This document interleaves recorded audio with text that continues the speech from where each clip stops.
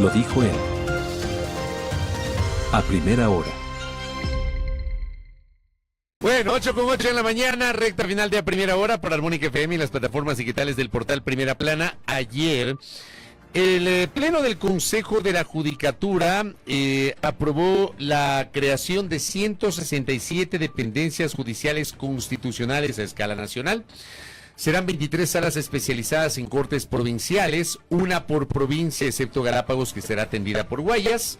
259 jueces constitucionales serán necesarios para esas dependencias, 37 de primer nivel, 75 de segundo nivel y 147 multicompetentes. Para profundizar en aquello vamos a hablar con el doctor Mario Godoy, presidente del Consejo de la Judicatura. ¿Cómo le va, doctor? Bienvenido. Buenos días, doctor. Buenos días, Fabricio, Andrea. Como siempre, un gusto estar aquí. Solo una precisión, la resolución la tomamos anteayer. Sí. A ver, doctor, esta resolución que se toma, le pregunto si es en cumplimiento de la consulta popular de abril del año pasado. Es una precisión aquí. Nosotros, como Consejo de la Judicatura, este es mi segundo periodo. En el primero se realizó todo el procedimiento que debíamos de haber ejecutado. Es decir, dentro del año nosotros emitimos la resolución que ustedes saben se declaró inconstitucional por parte de la Corte Constitucional. Eso obviamente lo que hizo fue alargar todo el procedimiento de implementación. También una segunda aclaración. Nosotros consultamos a la Procuraduría General del Estado en el anterior periodo y la Procuraduría nos dijo que sí, que en efecto lo que nosotros debíamos de haber hecho es realizar las acciones tendientes a la implementación, pero eso no implica que ya los jueces debían estar designados en ese tiempo, es decir, durante el año que establecía la consulta. Como nosotros sí cumplimos dentro de ese año, la Corte Constitucional declaró la inconstitucionalidad de nuestra resolución primaria, que era la distritalización de la justicia constitucional, y todo esto ha demorado porque a la presente fecha lo que usted ha manifestado, los números que usted ha manifestado ahora hace un momento, provienen de la sentencia de la Corte Constitucional y del autoaclaratorio que emitió respecto de la inconstitucionalidad de la primera resolución. Para entenderlo de mejor manera, ¿para qué, digamos, van a ser o son necesarias estas dependencias judiciales? ¿En qué le va a ayudar al ciudadano de a pie? Bueno, primero hay que entender que esto deviene de un mandato popular. Una consulta popular estableció que el Ecuador debía tener una justicia especializada en materia constitucional. Dentro de esta consulta popular, lo que le toca al Consejo de la Judicatura es establecer e implementar esta justicia constitucional.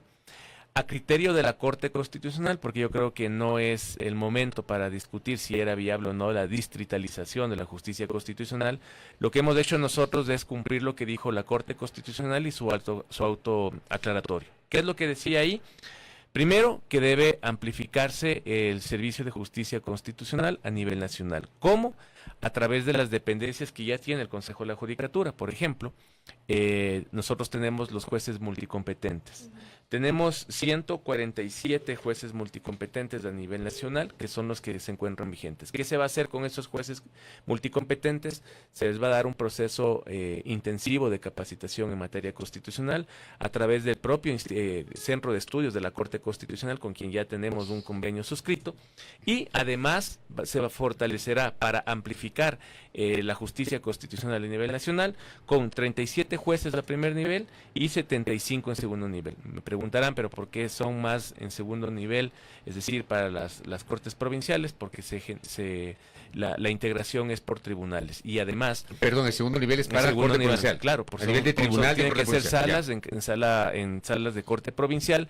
Son 3, están integrados por 3, pero tomando en cuenta que, por ejemplo, Pichincha, Guayas, Manabí, Azuay, tienen una carga procesal bastante elevada, y lo que se necesita es generar toda la infraestructura, no solamente en el ámbito logístico, sino jurisdiccional, para atender todos los requerimientos que se den en segunda instancia. Dejando claro también que la propia Corte Constitucional nos dijo, además de que ustedes pueden ocupar a los jueces multicompetentes y generar un juez por cabecera provincial, lo que se desarrollará también es una evaluación semestral, como establece el propio autoaclaratorio, para medir si la carga procesal durante los periodos en un periodo de 6 meses se eleva o disminuye, y de esa manera también verificar si es que los jueces se requieren aumentarlos o disminuirlos. Y en ese sentido yo le repregunto nuevamente, doctor, digamos, para traducirlo también en nuestros términos técnicos también, ¿verdad? ¿Cómo esto va a ayudar al ciudadano de a pie? Con un ejemplo tal vez. ¿Cómo esto va a agilitar incluso el sistema de justicia o en el tema constitucional exactamente con estas nuevas sedes? Primero, dedicación exclusiva, es decir, el juez atenderá materia específicamente constitucional. Eso es lo primero. ¿Qué implica? Que la justicia constitucional será más célere. Segundo, la justicia constitucional, por la especialidad, la carga procesal de los jueces, por ejemplo, al no ser tan alta y dedicarse solamente a una sola materia, deberá ser atendida en los tiempos más cortos y, por ejemplo, en garantías, una garantía de la acción de protección, deberán tener los resultados de una manera deben tener una justicia más temprana de la que tienen hoy. Porque, por ejemplo, si vamos a un juzgado actualmente, un multicompetente, en cualquier lugar, no solamente tiene materia constitucional, sino las materias que debe atender. Si es no penal, entonces tendrá, por ejemplo, civil, tendrá laboral. Si es penal, tendrá violencia y además constitucional. Entonces, todo ese tipo de circunstancias, la ciudadanía se beneficiaría con un juez que solamente se va a dedicar específica y exclusivamente a materia constitucional. Es un juez especializado. Y tiene que ser un juez especializado. Esto también nosotros lo hemos analizado. Serán nuevos jueces, me imagino. O sea, claro, nuevos funcionarios judiciales, ¿o no? Insisto nuevamente, la justicia constitucional, tal cual establece la sentencia de la Corte como el autodeclaratorio, indica que nosotros como judicatura debemos ocupar la infraestructura logística, administrativa y jurisdiccional. ¿Cuál es esa logística institucional, jurisdiccional? Los actuales jueces multicompetentes. En el número que tenemos actualmente, 147. A eso se tienen que sumar 37 jueces a primer nivel, en donde se pondrá un juez en cada cabecera provincial, además del dimensionamiento territorial y carga. Por ejemplo, Pichincha tiene una alta demanda de acciones de protección, por decir. Manabí también lo tiene. Azuay, además de tener una alta demanda en temas de garantías jurisdiccionales de una acción de protección, también tiene un centro carcelario, entonces existirán habeas corpus. Eso lo que hace es generar un número aparte. Estos 37 adicionales son los cuales entrarán un proceso de selección con concurso. Y los 75 para las salas de las Cortes Provinciales también deberán ser integrados a través de un concurso.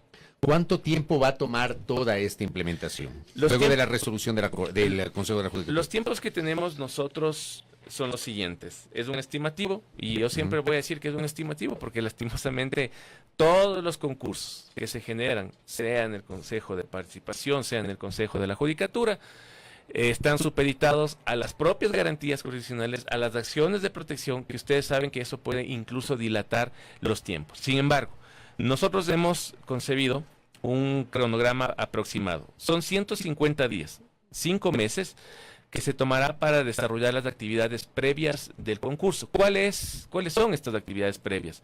La elaboración y aprobación de la normativa del proceso de selección, la definición de perfiles de los jueces constitucionales, la gestión de certificación presupuestaria para los concursos, el desarrollo de las metodologías y adecuación del sistema tecnológico del concurso y la coordinación logística de espacios y equipos. Cuando se tiene todo esto se va materializando a través de ¿qué? De los actos administrativos que toma el Pleno. Resoluciones, por ejemplo. El Pleno deberá aprobar a través de una resolución la normativa del proceso de selección, es decir, el reglamento. A través de una resolución se deberán aprobar también los perfiles de los jueces constitucionales, y así son procesos administrativos que se van dando durante todo el concurso. Ahora, el concurso como tal, de acuerdo a la planificación preliminar, esto obviamente estará supeditado posiblemente a cortarlo, esperamos que sea así. Tenemos un cronograma referencial que podría durar 353 días con las diferentes fases que tiene un concurso: convocatoria, postulación, etcétera.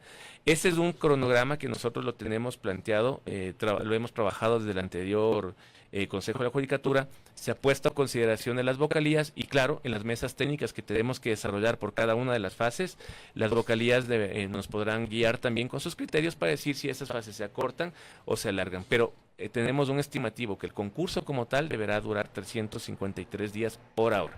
Okay. ¿De dónde saldrá el presupuesto para realizar todas estas acciones que se tienen ya programadas? Y le pregunto esto porque, claro, hay varios cuestionamientos de que ahora mismo el sistema de justicia sufre de varias necesidades, ¿verdad? Incluso en los espacios, en los equipos, etcétera. Y entiendo que también va a haber una programación para esta instancia específica, ¿verdad? ¿De dónde va a salir ese presupuesto? ¡Ay! Sí, la pregunta, como usted la plantea, es necesario dividirla también en una respuesta en dos. La primera, el déficit que arrastra el Consejo de la Judicatura, ya lo hemos dicho, supera el 200 millones de dólares aproximadamente. Ese déficit de ahí es un arrastre que tenemos de gestiones anteriores y porque obviamente la Caja Fiscal no abasteció en su momento los recursos que requería el Consejo de la Judicatura. Es la primera parte.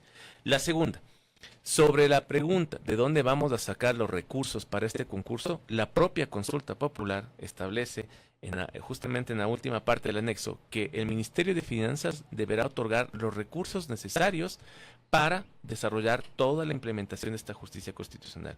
Y es mandatorio. ¿Eso qué quiere decir? Finanzas, si nosotros estimamos que vamos a ocupar unos 20, 30 millones de dólares para la implementación de esto, de acuerdo a lo que establece el propio anexo de la consulta popular, el Ministerio de Finanzas tiene que otorgarnos esto. En temas puntuales, números, que es lo que un poco interesa. Nosotros tenemos un presupuesto estimado para la implementación de esta justicia de aproximadamente 25.6 millones de dólares. Salud. Y Gracias. sobre la parte específica, que es lo que vamos a adecuar al momento para solamente la selección de jueces, son 8 millones aproximadamente, es un estimativo que tenemos. Entre los 25.6 millones, esto es para la implementación total. ¿Qué abarca esto? Adquisición de infraestructura tecnológica, infraestructura física. Aquí en infraestructura física tenemos que diferenciar también. Tenemos actualmente unidades que prestan las, digamos, garantías necesarias para implementar una judicatura especializada en materia constitucional. Habrá, sí. En otros lugares, en otros cantones, no tendremos eso y nos toca, obviamente, generar los procesos de contratación para renta. Entonces, esos gastos se van a convertir, unos en recurrentes y otros será por una sola ocasión. Además de esto, el personal que se va a destinar para la implementación total de esta justicia constitucional será en primer nivel 184 secretarios y similar número de ayudantes judiciales. Y en la segunda instancia se ocuparán 25 secretarios y 75 ayudantes. De aquí quiero hacer yo una mención especial. En la aprobación de esta resolución nosotros hablamos con la doctora Magali Ruiz y estoy seguro que el Pleno lo va a acoger así. Yo creo que debemos de entrar a un proceso de fomentar al buen servidor judicial, que sí lo hay. Y nosotros podemos empezar a analizar, vamos a analizarlo con las áreas técnicas, que las secretarías puedan ser ocupadas por ayudantes judiciales que tienen bastante tiempo ya en la función judicial, pero eso sí, siendo bastante rigurosos en los perfiles que deben subir, es decir, que no tengan problemas con control disciplinario, que no tengan investigaciones sobre delitos que pueden ocasionar una alarma social o que son de conocimiento público y que obviamente su carrera sea intachable dentro de la función judicial. Creo que es un momento bueno para también nosotros como Consejo de la Judicatura analizar y generar, fomentar sobre todo este sentido de pertenencia con la función judicial y tratar de promover a ciertos servidores judiciales que se merecen subir. Estamos en ese análisis, vamos a buscar la vía jurídica. Lastimosamente la carrera judicial en la judicatura desapareció hace mucho tiempo y eso es lo que nosotros tratamos de fomentar. Esperemos tener las líneas, yo creo que por parte de las vocalías no existirá ningún obstáculo en aquello. A veces, lastimosamente, las limitaciones son de orden técnico por parte del Ministerio de Finanzas o el Ministerio de Trabajo, que, porque obviamente deben ellos resguardar los recursos, ponen ciertas limitaciones en el tema presupuestario y técnico, pero también las legales. Si es que esto nos permite ayudar a fomentar una carrera judicial dentro de la justicia constitucional o empezando con ello, creo que sería un punto de partida importante. Nos quedan 8 minutos y quiero aprovechar los 7 en realidad, 7, 8 minutos y quiero aprovecharlos para abordar otros temas. Creo que igualmente de la coyuntura, quisiera que profundice un poquito en la explicación sobre el permiso de salida del país de los menores, porque esto, digamos, es una obligación que requería un documento notariado, es decir, el permiso notariado. ¿Esto ya no se va a aplicar o cómo va a ser? A ver, el permiso de salida del país es un documento que existe mucho antes de la resolución 063-2025, que se expidió el 4 de septiembre del 2025. Ustedes recordarán, éramos un pleno integrado por 3. En este caso salió con un voto favorable, si no me equivoco, solamente de la doctora Yolanda Yupanqui mío. Yo asumí el día que se derogó esta resolución, explicando qué es lo que pasó. Primero, esta resolución, la que estuvo vigente, la 063-2025, esta resolución lo que trataba era básicamente de proteger a los niños, niñas y adolescentes que no salgan de manera irregular del país. Se puso algunos requisitos, entre ellos huellas dactilares, fotografías, y creíamos que era lo mejor para que este proceso de salida de país de un niño, niña o adolescente sea ordenado y tenga un registro eficiente.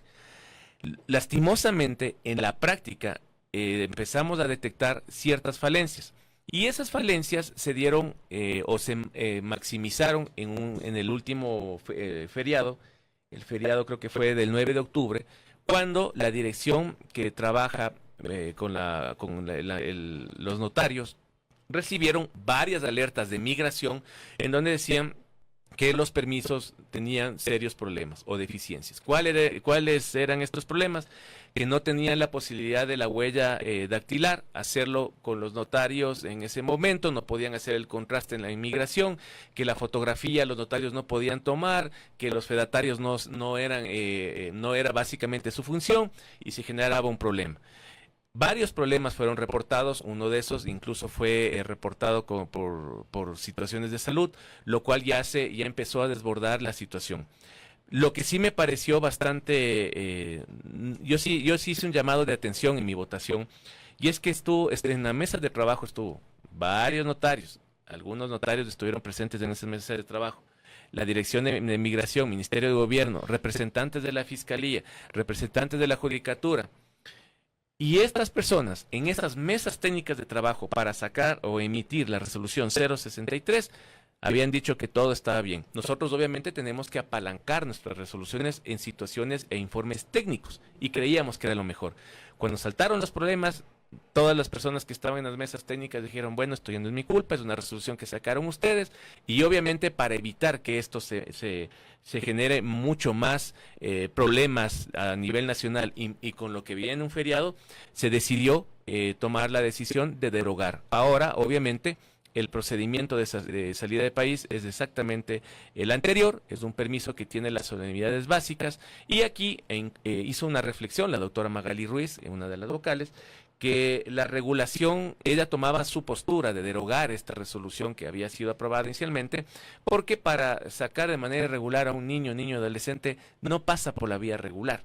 Entonces no era el sistema que debía generar nuevos requisitos, porque siempre esta actividad de la posible explotación infantil que puede darse, se lo hace a través de vías irregulares. Entonces, lo que se hizo cuando se deroga esta resolución es dos temas. Primero, se devuelve a lo anterior, es decir, un procedimiento que es expedito, y segundo, los permisos de salida de país que se hicieron durante la vigencia de la resolución 063 sirven sin ningún problema para la salida del país. Además, se dispuso, y eso fue una disposición de despacho, que la Dirección de Gestión Procesal, la de Innovación y la subdirección que atiende el sector notarial realice ya una directriz a amplificar con la Dirección de Comunicación para indicar que los permisos de salida que se hicieron con la vigencia de la 063 siguen vigentes para que puedan salir sin ningún problema. Pero en conclusión, y en este ya no se requiere permiso problema notariado para salir del país de los menores de 18 Se años. requiere las mismas condiciones antes de la resolución 063, desde un permiso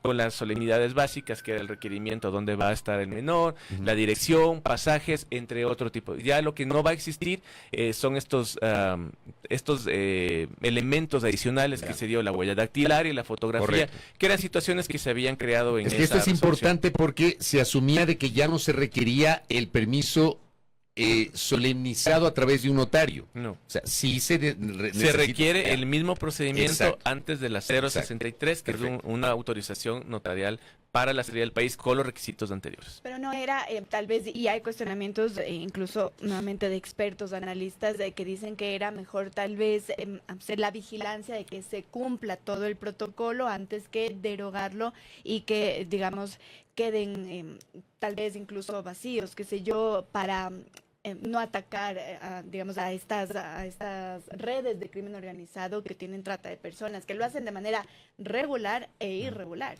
La doctora Ruiz maneja, así como el doctor Favara, vienen de la línea del ámbito penal, incluso del procesal penal.